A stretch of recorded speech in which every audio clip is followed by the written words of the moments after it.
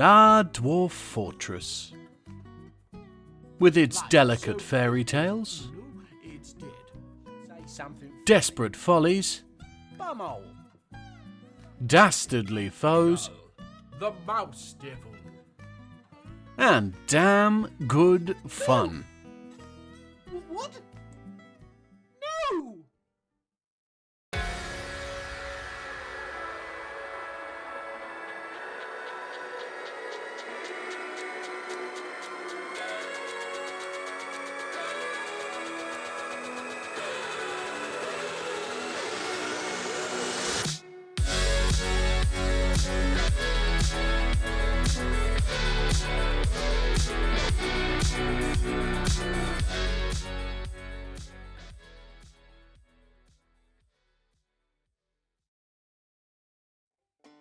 Kutam ilunu dees mead. Welcome one and all to Shouldn't you start by explaining about Bloodringed, if you'd let me get to that? Yes, Bloodringed. What's to explain?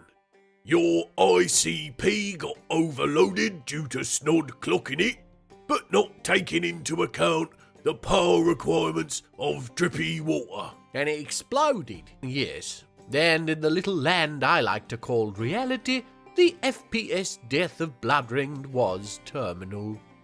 As death does tend to be. So, away from drippy messes and on to something new. Over here, in the northwest of the continent of grouping, are the human-surrounded hamlets of the Trumpet of Groups. A small population of dwarves best known for their preference to live in communities of single individual housing, sort of multi-floor flats. I have decided to affect the minds of 7 of the denizens of these hamlets, convincing them of the ageless realm's impending demise. With God whispering in their ear of raining fire and over-fornicating frogs, the 7 set out on a pilgrimage to their new promised lands. An area of rocky wasteland called the Kindled Dunes. There they shall set up a bunker. A new chapter of dwarven history shall begin, here, at this place, Ablel-Zolak. Bust blizzards! Hide from the sky! So, yes, here you can see the height-fogged, hilltop-hugged dell that our dwarves are setting up in. We've got Moma's scribe selves already at work digging. Done with that first layer, in fact. And the others have spread out to chop trees and pick plant matter. Here we have Ral Braided-Manor. Normally a mason by trade, he's going to need to learn new skills much like his new family. So, for now, he's grabbing anything even remotely edible, as far as he knows, and stuffing it down his trousers. Dwarves don't have pockets.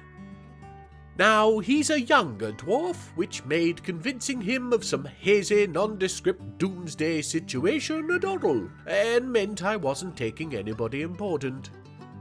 He comes from a short line of dwarven masons, starting from Grandpappy Braided Bungalow, and was well on his way to a long life of basic mediocrity.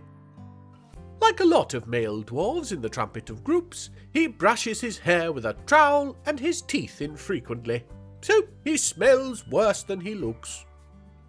Something his new family shan't have opportunity to truly appreciate until the bunker is built and locked down. He values eloquence. One always wants what one is without, and disdains sacrifice, which is why he didn't warn his hamlet.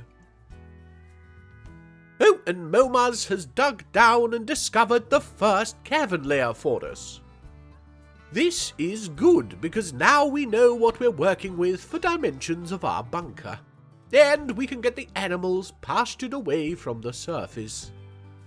There's loads of space, or there will be once we dig out all this magnetite, and loads of iron, or there will be once we dig out all this magnetite. Exciting! And here it is, the starting of Bust Blizzards proper. A bunker, currently still accessible by a single stairwell, the base of which has leaked enough water from the apparently undodge-able aquifer above that we've been able to create an impromptu fungus farm. Snod's got one of them behind the... Shut up! Behind the what? Ears. Never washes. Dirty boy. Oi! Right. Well, I wouldn't call our bunker the cleanest place yet either. But with a stone worker's workshop and a carpenter's workshop, we can at least start making blocks and, I guess, beds, to make things a little more comfortable. The space to the north, with the stockpile in it, is temporary. I just want everything brought down from the surface before any wild animals take too much notice. Eventually, we'll have things organized neatly, and this area will be a dormitory, tavern, or temple. And just to the left of the bunker is the space that will become our cavern garden and pasture.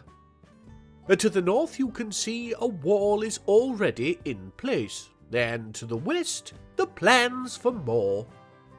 We shall have similar to the east, nearly completed in fact, and just out of sight to the south. And you're sealing them up, Danny? Ha! Up, down. Very shortly, yes. Oh, and right here is the exact reason I was hurrying. Our dedicated planter, Atis Bolt-Rises, has been attacked by a wild grey langur. The beast was subdued, but not before Atis was forced to roleplay as a particularly difficult banana. This is worrisome, mainly because our hospital right now is a single bed in a hastily arranged dormitory, but also because of Atis's childhood run-in with a family of ornery bonobos that led to both mental and physical scarring. To this day, she's unable to hear any word ending in ook without screaming. A few weeks on, it is early spring, and you can now see that the surface is clear of life. Going down a handful of layers has us see the original pit is empty and blocked off by a single block wall. The plan from here is to add a few more, just for security, and then wall off the stairs below and allow the stairwell to flood into an averted one. So, they're all trapped down here now? That's right. And you'll be letting them back up when? Well, when the surface is no longer a hellscape of nondescript apocalyptic wasteland. So, never then. Now play it by ear. Oh dear. Blocking off the surface just halted attacks from above. We haven't yet completely sealed up for attacks from below. This female troglodyte slipped through our half-built walls and appears to have been made from a material less dense than wood. Flesh? Custard. What? Yes, anyway. The game does tend to rush through these things and made it seem she dropped instantly. But she was able to get a good few licks in. Ice cream. Stop it, you're making me hungry. Both of you bloody stop it. Now, here's an issue. Where do we keep the corpse? Just getting the finishing touches on the southern wall, and this strapping young lad vaulted the gap and fluttered to a stark naked stop. Oh, and he's off. Gorlaks are an interesting race of peoples, happy as they are to traverse the caverns in the nude, despite being fully sentient and capable of intelligent speech. Luckily for us, this one hit his head a few months back and is under the delusion that he's a basket of bread rolls. So he shan't be telling anybody about the lack of unraptured souls on the surface. Oh, don't walk through the rotting corpse, you've not got any shoes on!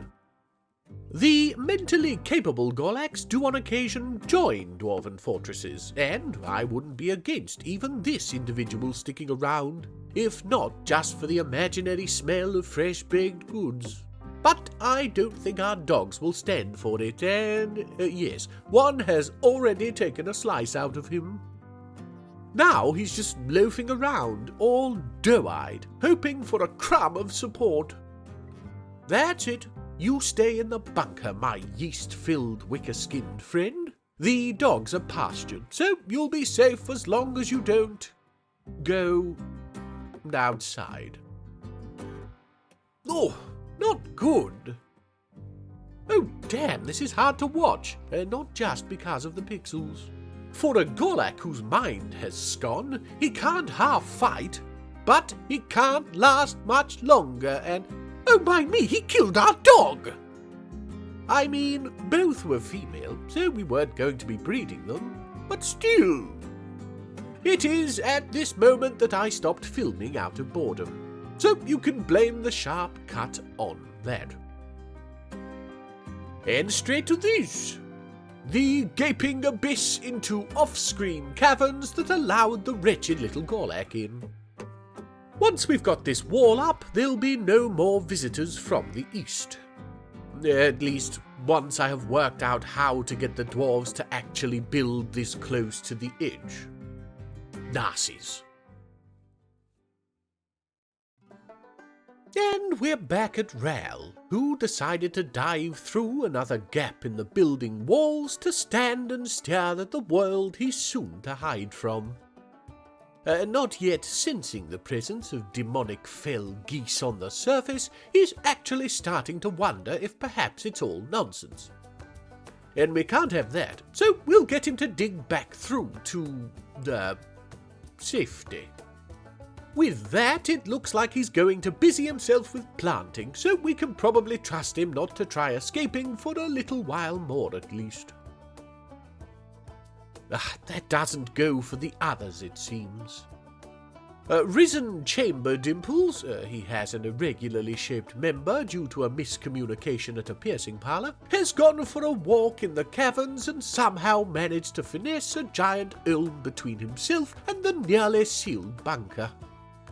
Yes, here it is, mocking him with its ability to mimic a form quite reminiscent of what he once owned. As our expedition leader, Risen is armed with a rustily adequate organisational skill, so he's chosen the sensible option of hiding from the beast.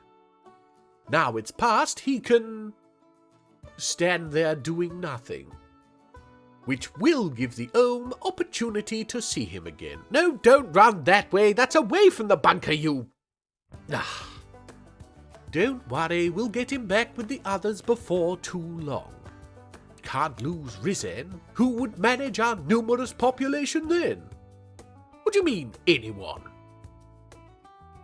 And here you can see, with everybody on the right side of it, the final 3 blocks going in to close off our outer wall. Would that we had finished it just a touch faster. That would have stopped this disgusting thing from getting in. We've got a few dwarves into a rough militia and sent them to deal with it, but... oh, there we go. Not a difficult fight, but somebody still ended up hurt. Oh, and quite badly too. Thykut Priest Staves, a former choir boy in a local temple, you're joking, whose main task was to clean and maintain the walking staffs of the priesthood. Oh, thank you. I thought you meant... No! The hospital is still unfit for purpose, really, but it's better than him bleeding out in the caverns. And yes, I can see that he and Atis are lovers. No, I don't know how that works in a dormitory. With that bat dealt with, we're now completely protected and isolated from the outside world. As you can see, the stairwell down has been blocked off and is slowly filling with water, which has allowed for us to slip a sneaky well into the side here. We're removing the workshops to relocate them, though the stone workers must needs stay just while we finish making blocks. The stockpile is gone, ready for the great autumn cleaning, and would you believe it, we've just made it there. With the autumn comes the traders from the completely unapocalypsed mountain home, and with the traders comes a new outpost liaison. Where these have been known to sit on the map edge in the past, this time it is for good reason. The fortress is nowhere to be found. Now we must truly fend for ourselves. Bootstraps all the way! One benefit I never pictured was that our fisher dwarf, Tower Shields, would have the ability to manifest pond turtles in our well. At least I hope that's what's happening. I can't imagine the water is going to be potable with a diffusion of reptile wee. It does say he's a proficient fisher dwarf. Yes, doesn't get more proficient than prestidigitation of testudinis. Or turtles fish. No. So, he's turtling then. That would explain his funny walk. Did those turtles just move? Get them off the crops! Or just bloody leave them. Do you like the little tavern? It's called the Constructive Berry, because dwarves name things with suggestions drawn from a hat. It's got enough space for dancing and not enough tables to seat everyone. Perfection! And I think that's where we'll leave it. The survivors at Bust Blizzards are safe from any righteous retribution above or below. They've got some comforts with a small tavern, kitchen and temple, and they'll be able to really focus down on the fundamentals of persisting and preparing to eventually repopulate the world. In the episodes to come, I hope to focus in and really see what makes these dwarves tick. So, if you don't want to miss that, I suggest you like the video, subscribe to the channel, and comment with any suggestions you'd like to see for the future. I hope you enjoyed yourselves, and we'll see you again next time. Anus Eshon, you most wonderful of individuals. Anus Eshon. And preserve my power to manifest soup ingredients such that we may survive these dark times. Hey, dwarves. Hey, dwarfs. I can't believe we made it. We are the gods chosen. I know, but why? Why us? The gods work in mysterious ways. I watched Ral pull a dandelion from his pants and eat it. Very mysterious ways. Have faith, Atis. I think it's all a test. Our families have all been born to the halls of our forefathers to drink and be merry. We 7 were too twisted and evil to go. So we're being punished. Tempered in the fires of hardship and loss. All we can await is a quenching in the blood and sweat of perseverance. I truly hope we find ourselves equal to the task. Well, I'll be fine. Yeah? I've got a book. Ah! Thank you very much.